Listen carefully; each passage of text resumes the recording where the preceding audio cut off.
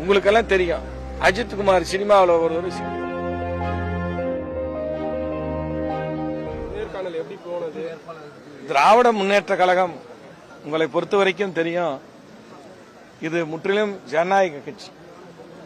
வேட்பாளர் தேர்வு என்பது தலைமை கழகம் யார் விண்ணப்பம் அளித்துள்ளவர்களிடம் நேரிலே அழைத்து அவர்களிடம் கலந்து ஆலோசனை செய்து தொகுதியுடைய நிலவரத்தை கேட்டு அரசாங்கத்துடைய திட்டங்கள் எந்த அளவிற்கு மக்களை சென்றடைந்திருக்கிறது என்பதை எல்லாம் அறிந்துதான் திராவிட முன்னேற்ற கழகம் எப்பயுமே வேட்பாளரை தேர்வு செய்வது வழக்கம். ஒரு ஜனநாயக கட்சிக்கு ஒரு எடுத்துக்காட்டு. TN சேஷன் தேர்தல் ஆணையாளர் ஒரு முறை சொன்னார், இந்தியாவிலே இருக்கக்கூடிய அனைத்து மாநில கட்சிகளும் திராவிட முன்னேற்ற கழகத்தை பார்த்து கற்றுக்கொள்ள வேண்டும் என்று. எதற்காக சொன்னார் என்றால், ஜனநாயக முறையிலே இயக்கத்தையும் அமைப்பையும் வைத்திருக்கக்கூடிய கட்சி திராவிட முன்னேற்ற கழகம். ஆக தேர்தல் என்பது ஜனநாயகத்தின் திருவிழா. தேர்தல் ஆணையாளர் சொல்றப்ப சொன்னார், the election is festival of சொல்வார். அதுபோன்று இந்த ஜனநாயக திருவிழாவிலே இன்றைய தினம் இங்கு திராவிட முன்னேற்ற கழகத்திலையும் தலைமை கழகத்திலையும் அனைத்து விண்ணப்பதாரர்களையும் அழைத்து பேசி அவர்களுடைய கருத்துக்களை கேட்டு ஆலோசனை செய்து எங்களை அனுப்பி வைத்திருக்கிறார்கள். தொகுதியுடைய நிலவரம் கேட்டிருக்கிறார்கள், அரசாங்கத்துடைய திட்டங்கள் எப்படி போயிருக்குன்னு கேட்டிருக்கிறாங்க. குறிப்பாக நாங்கெல்லாம் வந்திருக்கக்கூடியது நாமக்கல் மாவட்டம். இந்த நாமக்கல் மாவட்டத்தில் 5 ஆண்டு காலம் என்னென்ன பணிகள் செய்தீர்கள் என்று கேட்டார்கள்.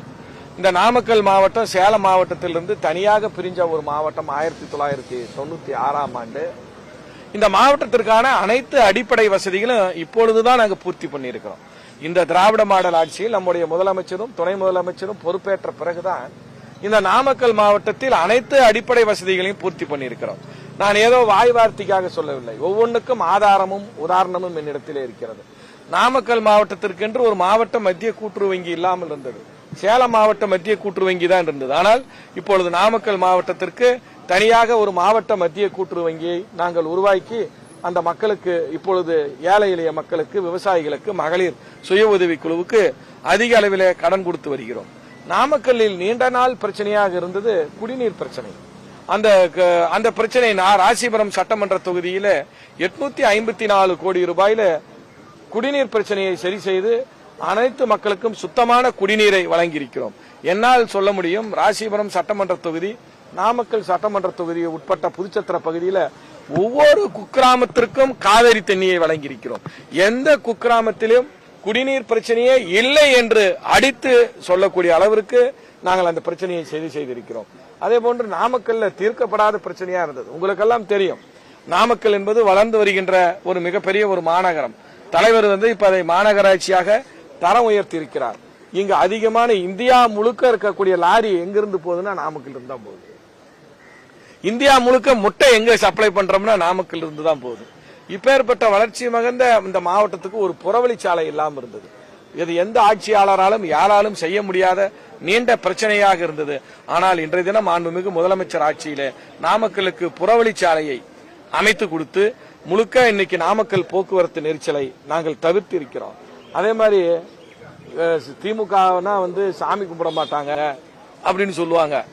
ஆனால் இந்து சமய அறநிலைத்துறை இன்னைக்கு நாமக்கல்ல 100 ஆண்டு காலமாக நாமக்கல்லுக்கு புகழ் பெற்றவர் ஆஞ்சநேயர், நரசிம்மர் சன்னதி இருக்கிறது.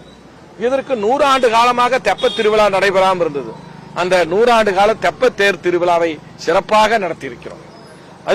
அதே மாதிரி நாமக்கல் இருக்கிற நயனாமலைக்கு சட்டமன்ற உறுப்பினர்கள் எல்லா அமைச்சர்களுடைய கூட்டு முயற்சியில இன்றைய தினம் அதற்கு சாலை அமைத்து இருக்கிறோம். நயனாமலை கோயிலுக்கு என்ன எதுக்காக சொல்கிறேன் என்றால், ஆன்மீகவாதிகளுக்கும் இறை பக்தர்களுக்கும் நாம் நாமக்கல்லில் என்ன செய்திருக்கிறோம், இதையெல்லாம் எங்களுக்கு வெளியிலே சித்தரிக்கக்கூடியவர்களுக்கு நாங்கள் ஆதாரபூர்வமாக இதை செய்து முடித்திருக்கிறோம் என்று சொல்லியிருக்கிறோம். இது மட்டும் இல்லாம உங்களுக்கெல்லாம் தெரியும், அஜித் குமார் சினிமாவில் ஒரு சிட்டிசன் ஒரு படம் தெரியுமா? சிட்டிசன் படத்துல வரக்கூடிய கிராமம் பேர் என்ன சொல்லுங்க? நீங்களே நீங்க வேண்டாம், செய்தியாளர்கள் சொல்லிட்டோம். என்ன? அத்திப்பட்டுன்னு அந்த மாவட்டத்திலிருந்து தனித்து விடப்பட்ட ஒரு கிராமம். அதே மாதிரிதான் நாமக்கல் மாவட்டத்தில் ராசிபுரம் பக்கத்துல போதமலைன்னு இருந்தது. அது அந்த மாவட்டத்திலிருந்து தனித்து விடப்பட்டது. இந்த நாடு சுதந்திரம் அடைந்த பிறகு அது துண்டிக்கப்பட்டிருந்தது. அதுக்கு சாலை வசதி இல்லாமல் இருந்தது. பழங்குடியினர் மக்கள் அங்க 4000 பேர்த்துக்கு மேல் வசிக்கிறார்கள். சிறுதானியங்கள் மில்லட்னு இப்ப சொல்றோம்ல, இது சிறுதானியங்கள் 2000 ஹெக்டேர்ல விளையுது. அந்த பகுதிக்கு சாலை அமைக்க முடியாமல் இருந்தது.